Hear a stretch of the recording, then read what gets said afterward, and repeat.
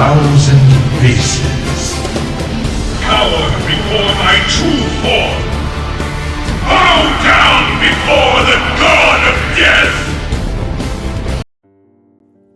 So, the clowns at Blizzard finally gave us Whispers of the Old Gods 2, Yogg's Revenge, right? Another Lovecraftian expansion. I mean, nothing bad could possibly come from an expansion that's themed around random garbage just happening at random, right? I mean, at least Cthulhu is here, praise be. Yeah, that's not even the strongest druid deck right now, dude, what the fuck.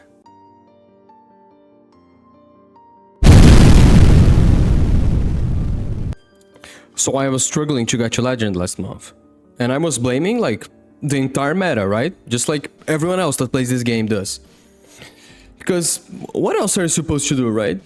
Should you just adapt to different meta conditions and, I don't know, just play better in general, you know?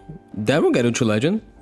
No one does that. So, instead, I went to HS Replay to look at the meta. And then I immediately stopped doing that, because it's useless. And I went to hearthstonedex.net/standard decks instead. And I noticed how a lot of top Legend decks being posted were either Druid, a Warcock, or some random degenerate aggro garbage, you know. And that same night, Yogg Saron revealed himself to me in a dream. And he said, "Hey dipshit, you got any milk on your fridge?" And I didn't. So I just used Plague Death Knight to get to Legend. I can't believe that's actually on the script. Who the fuck wrote this?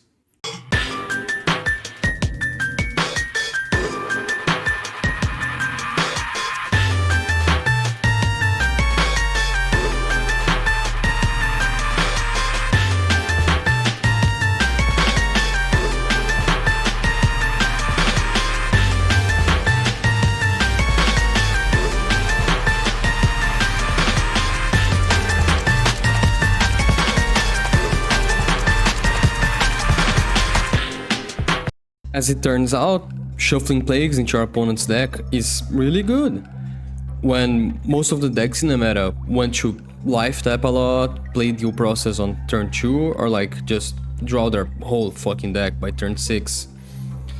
You might think that this deck should be more aggressive, and you'd be wrong, because you will simply not be able to out-aggro the trees or the mechs. But you can outvalue them with some cool discover effects, summoning 1/3s with taunt every turn, and using one of the best anti-aggro cards in the entire format, which is Stone Trader. You only need one. Like, yeah, it feels bad when you're holding 2 of these against control or combo, but it wins you the game so often against aggro decks that it is really worth it to run. I'm also using Murming instead of Bodybagger because it procs the if an undead died effect a little better. Necrotic Mortician is a damn good sleeper of a card.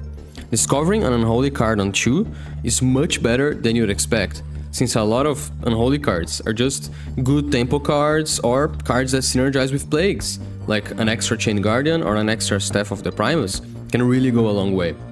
You can even generate Helia off of this, which is a Yogg Sand sometimes, because she loves hanging out at the bottom of your deck for some reason, just like the plagues you shuffle into the opponent's deck.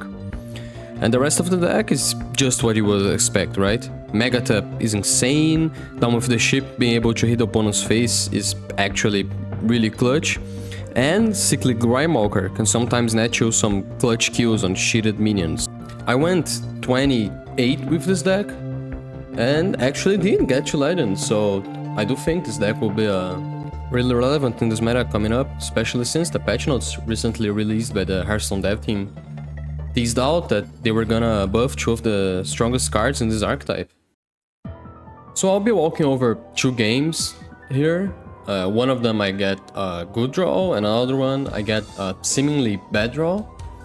This first one is obviously the one with the good draw, since I was able to coin Helia on turn 3, which just means that throughout the whole game all my plagues will be infinite damage basically, right?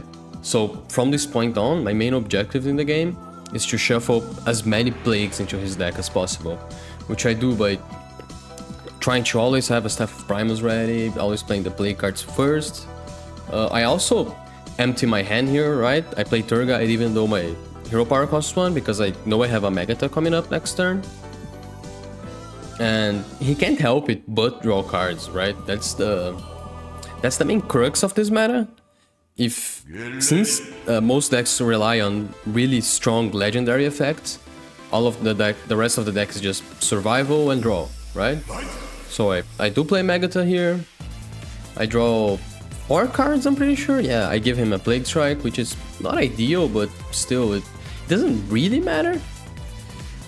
Because my objective is not to kill him by Born, like an Unholy deck would usually do, but just kill him with the Plagues, right? So he does play Trial by Fire, which is a really cool card, right? It's like a budget Defile in a way, but in the opposite way. Like you want to have a 1, a 2, and a 3 healths, but you also want them to kill the ones that you play, so that's pretty cool. My hand's pretty reactive on Value Generator here, so I'm looking for a play from this Mortician. I do get a Staff, which is insane, right? That's 3 more Plagues in his deck. The play here, as always, is just the one that shuffles the most Plagues into his deck, because that's the thing, right? A lot of people complain, oh, I shuffle a lot of Plagues into my opponent's deck, he just doesn't draw them. Then you didn't shuffle enough Plagues, dude. If you shuffle enough Plagues, they're gonna fucking draw them, alright? He uses my Plague Strike and his Rift to grab Born here, but I don't really care, like, right? Like, look at my hand. I've got Primus, I got 2 Tomb Traders, I got 2 Plagues, I can draw 2 cards with that thing, so I'll just grab Bard back immediately and shuffle even more Plagues in his deck. The reason you want to shuffle so many Plagues is not only because they're gonna draw more Plagues, obviously, but also because the Frost and Unholy Plagues do have really good effects besides just dealing 2 damage, right? The Blood Plague in some matchups is really clutch. Restoring to health to your hero is no small thing sometimes, but like right here, he's gonna draw 2 Frost Plagues, which will make his next card cost 2 more. So, right, like that just removes 2 mana from your opponent. I just played Mana Burn here. That's really strong. And the 4 extra damage, right? He took 8 damage over the course of this turn, right? Just from drawing 2 cards. That's insane. So after he has to play just the Hammer, he probably could have played another thing that 2 or even Armored Up, but he can't. I do play the Primus. The Primus is kind of a star of this deck. In this deck, you usually click the Undead button because it's the most proactive one and it generates Plague cards and Unholy cards, just like the Mortician. Sometimes the Blood is really good, but it's more situational. I have gotten lethal with Frost and Down with the Ship into the opponent's face before, but yeah, that's really niche. Most of the time you just be clicking the Undead button, the Unholy button. He's thinking about it. I do also keep the Chain Guardian in hand, because I do expect him to be able to clear this Primus Burn, right? And I don't want to overcommit here. The problem with 0 mana cards is that you're kind of incentivized to just throw them out and have them die all the time. And sometimes that's really bad, right? I know he's able to clear this. The Guardian would have just died to the combination of these cards that he played. So yeah, he keeps clearing my board, I keep clearing his board, but he keeps taking damage from Plagues and I don't keep taking damage from Odin. Because if you notice, I gotta have constant pressure on board so that he has never a free turn to play Odin, right? You should never let a controller have a free 8, 9 or 10 turn. Or 7 if he has the coin, but whatever, you get the point, right? 8 mana, 8/8 do nothing is not good enough. Oh, also he draws like 5 Plagues here, 6 Plagues. What the fuck? How many was that? Was it 5? Yeah, that's just 10 damage on the start of the turn. I just Pyroblasted his face in the beginning of this turn. The damage from the Plagues can really be overlooked, but since this deck is kind of built around just shuffling as many as possible, right? Generating cards that shuffle more Plagues and etc. You can usually just win with the plagues while keeping board with your tempo cards. So he's thinking about it. There's not a lot he can do here, to be honest. Like, the game is sealed at this point, like, because I have a really strong board. He can't draw cards. Like, he has to gain armor and clear my board in the same turn, which is something that is kind of hard to do. But he does kill my things. I get 2 more plagues. I get the 2 best plagues, but it's not like it matters, right? Because this clown's just gonna draw 2 cards here and kill himself. Oh, unalive himself, I'm sorry. And I win the game. Second game is the one that seems like a worse draw. I'm up against Warlock. Warlock is a really good matchup, but you really want to have the plagues and the early tempo cards. And I just draw the Grimewalker and the Tomb Trader here. The Grimewalker is usually really good on Warlock, right? Because they like to shit out big minions and just usually just throw out big taunts and big bullshits and whatever. And having the Grimewalker can really help. But when you draw 2 Grimewalkers early on, that's really bad, right? I get a lucky Kvaldir draw. How the fuck do you pronounce that? Kvaldir? Whatever. Which is pretty good early. I can't just let him do whatever the fuck he wants. So he's gonna just kill me. He keeps tapping. I'm just gonna throw the Grimewalker down here. And trade, I think, yeah. Because I don't expect the Mermaid to survive anyway, so I might as well trade. And I also drew a Tomb Trader, right? This is theoretically really bad draw for the matchup, you know? I think this is my legend game, right? I am Diamond 1, almost there. I played the second Grimewalker and give it Poisonous. And this puts on much more pressure than you'd think, right? Because if he had the 4 mana 7/7 taunt that summoned the South, a 7/7 rush, my board just kills that, right? Both of these cards together beat 2 7/7s on turn 4.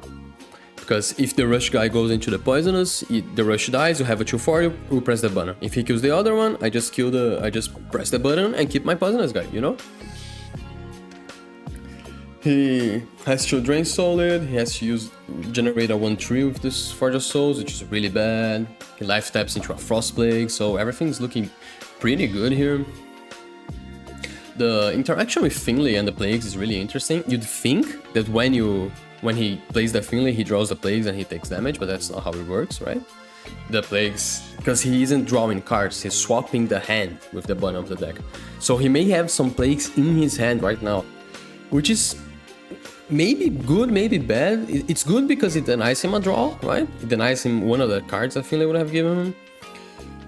But it's bad because you don't get the damage, and with Helia you don't reshuffle that into his deck.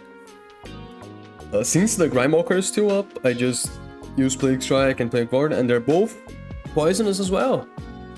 Which is insane. I get a pretty good draw with the Baron, but the Baron draws a pretty bad card in this scenario. Oh yeah, by the way, spells cost 1 less. So not only did I draw badly, I got a pretty bad anomaly, right? Because I have 4 spells in my deck. This guy must have what, like 15? Whatever, half his deck is fucking spells. He is able to play the Symphony on 4. He gets the 6, he was probably looking for the 6 to wall, he doesn't get it. Even if he did get it, getting 6 damage on his face would be really bad. He gets the 6/6s with Rush, he kills the Grimewalker, which is probably the correct play here. But I do have 3 poisonous minions on board, so I'll be able to clear his board easily from here. I don't even need to use all my poisonous guys, because I do have 2 Tomb Traders in my hand, which are insanely strong cards, right? You wouldn't think they would be this good. This is a really bad Nerubian roll, right? Like, the new Sinister Soul Cage, pretty bad. Sometimes you can use it on the Kvaldir, but I didn't think it was worth it. I wanted something I could play this turn. I poison that guy. I think I play the Tomb Trader here, yeah. And I used the Horn of Withering that I got to play the... Which is really sad actually, because I didn't even use the 1 mana discount, right? Because the Horn of Withering costs 2. By the way, he's at 6. I don't think I know if you know this. He's at 6 health right now. this deck is really fast, right? The aggro version of this is faster, but you don't need to be that fast. Because the aggro version will also have no cards in their hand right now. While I do have like 2 bad cards in my hand. Whatever, who gives a shit.